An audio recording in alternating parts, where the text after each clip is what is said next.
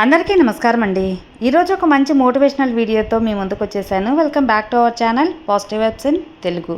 ఈ రోజుటి వీడియోలో ఎట్టి పరిస్థితుల్లో కూడా బంధువులకు బానిస కాకు మిత్రమా.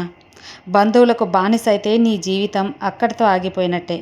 కాబట్టి జీవితాన్ని బంధువుల అభిప్రాయాలకు, అలాగే వారి ఆశలకు, వారి సంతోషానికి ఎప్పుడు కూడా బానిస కావద్దు. నీ జీవితాన్ని నువ్వు పూర్తిగా జీవించేలా చేసుకో. బానిసగా మాత్రం పూర్తిగా మారకు. ఇక ఇదే సమాజంలో కనిపిస్తున్న అతిపెద్ద మౌనం, బంధనం, బంధువులు కావాలి అని ఆరాటం. బానిసత్వం కాదు, బంధువుల మీద ప్రేమ. బంధువుల ప్రేమ మీద ప్రేమ ఒక హద్దు వరకే మాత్రమే ఉండాలి. అప్పుడే మంచిది. బంధువుల యొక్క ప్రేమ, అలాగే వాళ్ళ ఆప్యాయత అనేవి జీవితంలో బంగారం కన్నా చాలా విలువైనవే. కానీ అదే ప్రేమ నియంత్రణగా, ఆదేశాలుగా మారితే అదే శాపంగా మారుతుంది. మన నిర్ణయాలపై దండయాత్రగా మారితే ఇక అది ప్రేమ కాదు, బానిసత్వంగా మారిపోతుంది. కాబట్టి ప్రేమను ప్రేమగానే ఉంచాలి. ఏ పని చేయాలో వాళ్ళే పూర్తిగా నిర్ణయిస్తారు. ఏ ఉద్యోగం చేయాలో వాళ్ళే పూర్తిగా నిర్ణయిస్తారు.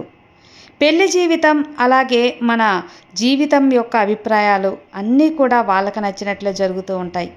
అలాగే ఉండాలని కూడా ఆశిస్తారు. ఇక్కడ ఒకటి గుర్తుపెట్టుకోండి, వాళ్ళకు నచ్చిన జీవితం వాళ్ళు జీవించాలి. అలాగే మన మీద రుద్దితే మీకు నచ్చిన జీవితం మనం జీవించాలి కదా. ఎందుకు మనం బంధువులకు నచ్చినట్లు జీవించాలి చెప్పండి? బానిసం ఎందుకు అవ్వాలి? అందులో మొదటిది అసలు వాళ్ళు ఏమనుకుంటున్నారు అన్న భయం, నిందలు వేస్తారేమో అన్న భ్రాంతి, నిందలు పడతాయేమో అన్న ఆందోళన, సమాజంలో పేరుపోతుందేమో అనే ఒక భ్రాంతిలో ఉండిపోతాం. అవమానం, తిట్లు, అపవాదులు, భయం. కానీ నిజం ఏంటో తెలుసా? అసలు నిజం ఏంటంటే మీరు ఎంత మంచిగా ఉన్నా సరే, ఎంత త్యాగం చేసినా సరే, మీ మీద పడి మాట్లాడేవారు మాట్లాడుతూనే ఉంటారు. ఎప్పటికీ వారు ఆపరు. ఇక ఇప్పుడు ప్రశ్న అనేది, వాళ్ళ మాటల కోసం మీ జీవితాన్ని త్యాగం చేయడం న్యాయమేనా?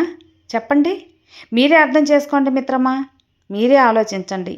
బంధువుల కోసం బతికితే చివరికి ఎవరి జీవితం కూడా వారు జీవించలేరు. జీవితం నాశనం అవుతుంది. నువ్వే ఆలోచించు. నువ్వు బంధువుల కోసం మీ ఆశలను వదిలేస్తే నీ యొక్క అభిప్రాయం అక్కడేముంది? నీ కలలు చస్తాయి కదా. మీ యొక్క ఆత్మవిశ్వాసం పూర్తిగా కృంగిపోతుంది కదా. ఒక్కసారి ఆలోచించండి.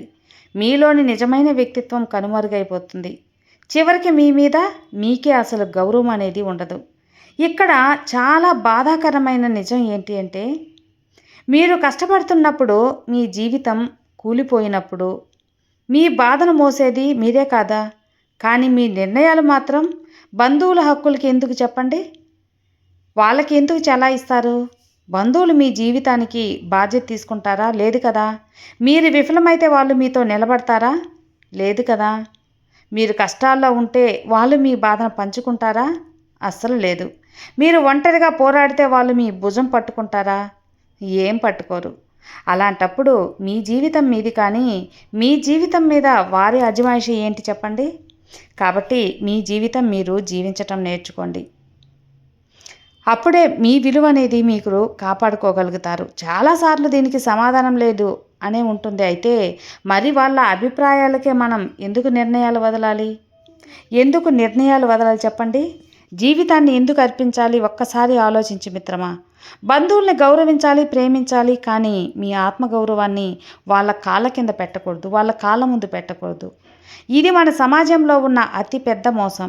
బంధువుల్ని గౌరవించాలంటారు, కానీ మన ఆత్మగౌరవం గురించి అసలు ఎవ్వరూ మాట్లాడరు. ఇదేం విచిత్రమో కదా.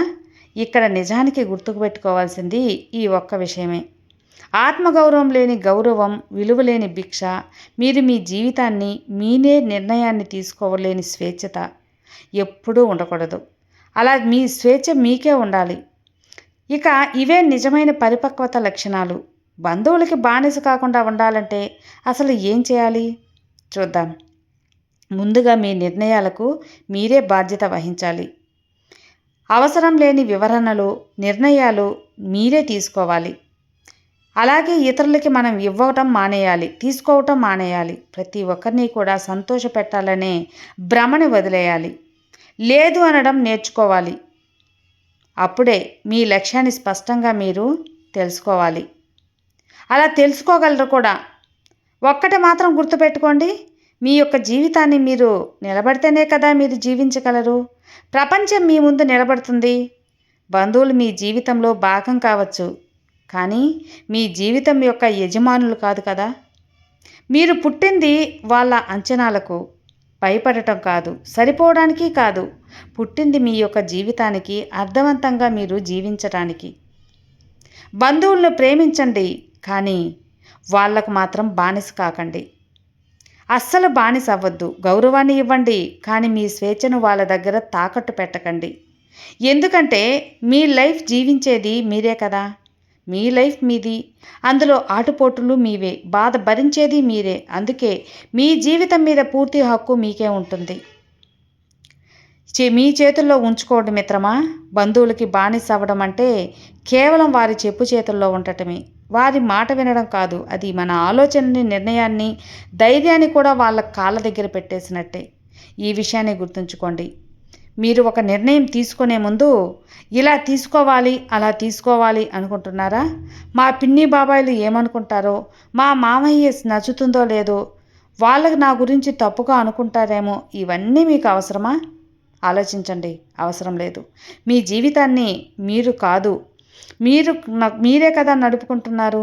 మీరు ఎదుగుతుంటే, మీరు ఆత్మవిశ్వాసంతో మాట్లాడుతుంటే, మీరు మీ నిర్ణయాలపై నిలబడుతుంటే అది కొంతమంది భరించలేకుడు. కొంతమంది నచ్చుతుంది, కొంతమందికి నచ్చదు. అప్పుడు వాళ్ళు చేసే పని ఏంటో తెలుసా? ముందుగా నువ్వు అది చేయలేవు అని నిన్ను నిరుత్సాహపరచడం. నువ్వు కొద్దిగా సంపాదిస్తే గర్వం పెరిగింది అంటారు. లేదంటే అమ్మో వీడు ఎంతో సంపాదించేశాడు, ఎంత పైన మిడిసి పడుతున్నాడు అంటారు.